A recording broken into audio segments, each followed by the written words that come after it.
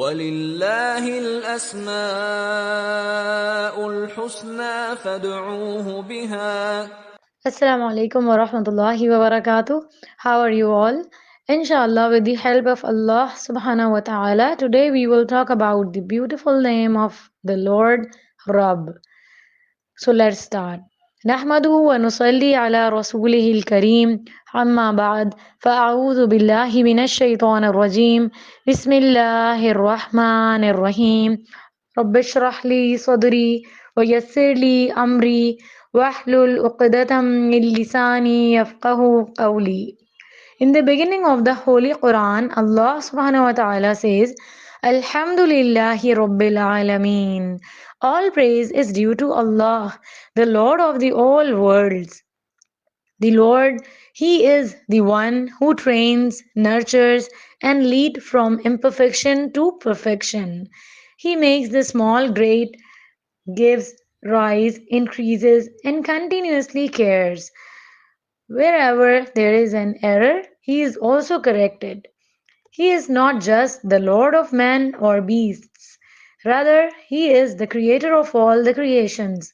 Allah Almighty says in the Holy Quran, Suratul Araf, ayat number 54, إن ربكم الله الذي خلق السماوات والأرض في 6 أيام ثم استوى على العرش يغشي الليل النهار يطلبه حثيثا والشمس والقمر والنجوم مسخرات بأمره ألا له الخلق والأمر تبارك الله رب العالمين.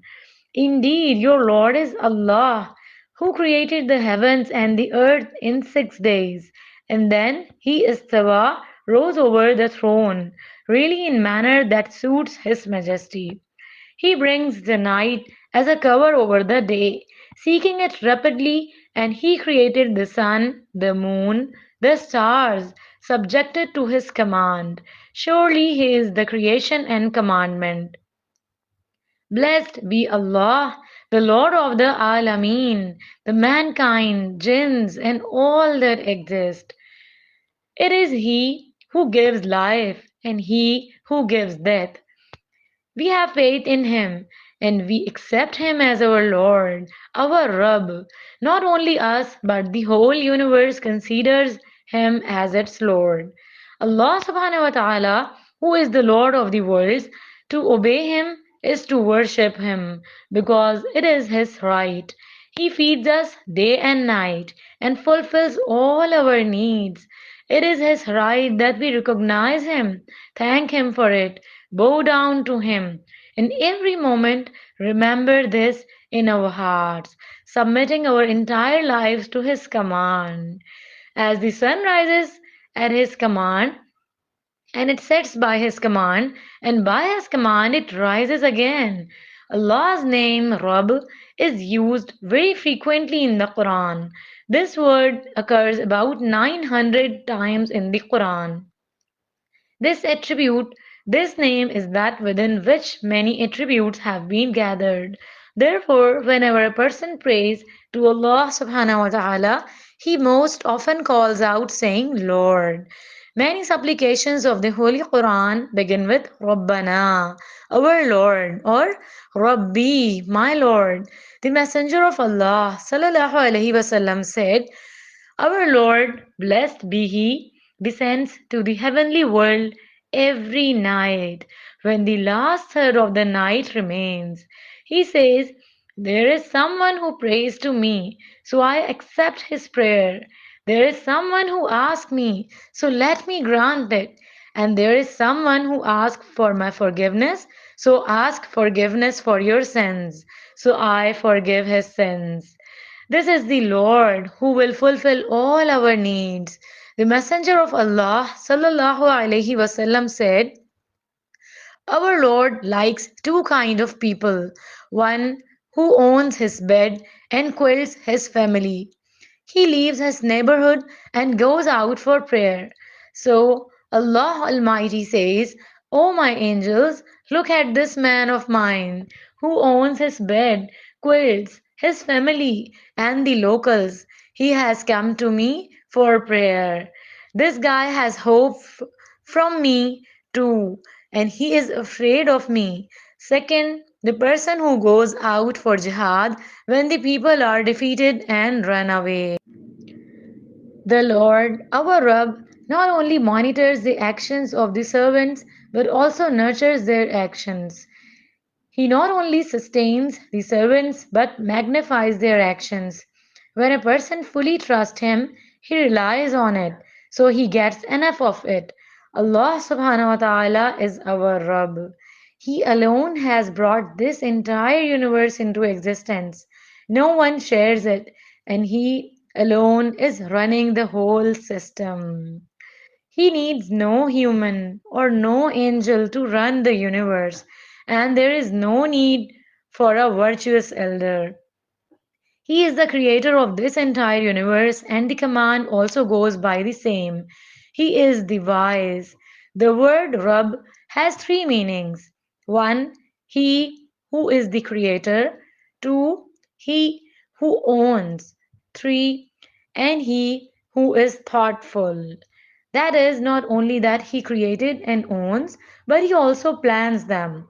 The winds blow at his command, the clouds rise at his command, rain falls by his command, the earth produces at his command, one thing at a time, one flower at a time, a single leaf and one branch at a time, and each branch and the color and whatever is inside it, the plan of all these, he himself said the planning.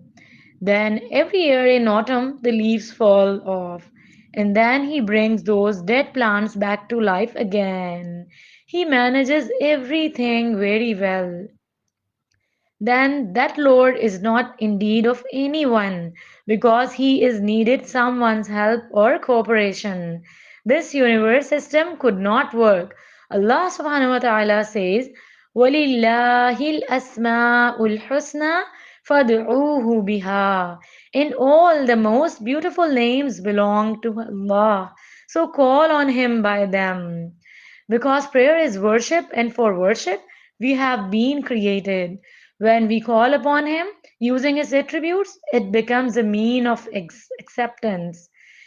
Ibrahim alayhi salam is mentioned in Surah Al-Baqarah as one whom Allah called his friend. And remember, when Ibrahim and his son Ismail alayhi salam were raising the foundations of the house, the Kaaba at Mecca, saying, Rabbana taqabbal minna. Our Lord, accept from us. Verily, you are the all-hearer, the all-knower. Subhanallah. The rest of the righteous servants of Allah subhanahu wa ta'ala also, no matter how much they worship the Lord, the same thing would be on their tongues. O Lord, we could not fulfill the right of your worship. Whatever broken efforts we made, then accept it. The rest of the prophets also call upon their Lord in the same way, in difficult situations and times. For example, Nuh alayhi salam cried, Rabbi inni a'udhu bika an as'alaka ma laysa li bihi ilm. وإلا تغفر لي وترحمني أكن من الخاسرين. My Lord, I seek refuge in you from asking that of which I have no knowledge, and unless you forgive me and have mercy upon me, I will be among the losers. Similarly, Musa alayhi salam said in Medina, Rabbi inni lima anzalta ilayya min khairin faqir. My Lord, indeed I am for whatever good you would send down to me in need. Similarly, when a believer recognizes his Lord, he entrusts all his affairs to his Lord. It is mentioned in the Quran that Sulaiman alayhi salam was told about the condition of a nation by a bird called Hudhud.